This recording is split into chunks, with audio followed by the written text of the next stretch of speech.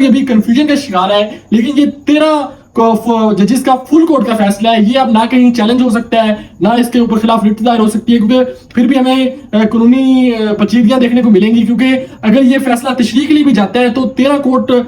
Full court تو اس کو سن چکا ہے، اگر 5 کا ججز کا کوئی فیصلہ ہوتا تو پھر دوبارہ اس پہ فل کورٹ بٹھا سکتے تھے، اب فل کورٹ کے اوپر دوبارہ فل کورٹ نہیں بیٹھ سکتا۔ البتہ یہ جو نشستیں ہیں یہ سنی اطاعت کونسل کو تو نہیں ملی، لیکن پاکستان تحریک انصاف کو ملی گئی ہیں۔ 11 ججز کا یہ خیال تھا کہ جو جنوری میں ایک فیصلہ آیا تھا، بلہ واپس لیا گیا تھا سپریم کورٹ کی جانب سے، اس کی الیکشن کمیشن نے تشریح غلط کی تھی، سپریم کورٹ نے صرف بلہ واپس لیا تھا، جبکہ الیکشن کمیشن نے سلمان اکرم راجہ نے جب درخواست کی تھی، یاسمین راشد نے، سنم جاوید نے جب درخواست کی تھی کہ ہمیں پاکستان تحریک انصاف کا ٹکٹ ہولڈر تسلیم کیا جائے اور ہمیں پاکستان تحریک انصاف کی طرف سے تسلیم کیا جائے، تب الیکشن کمیشن نے واضح کہا تھا نہیں، آپ آزاد امیدوار ہیں، آپ کا کسی جماعت سے کوئی تعلق نہیں، جبکہ سپریم کورٹ نے آج یہ کہا ہے کہ وہ سب امیدوار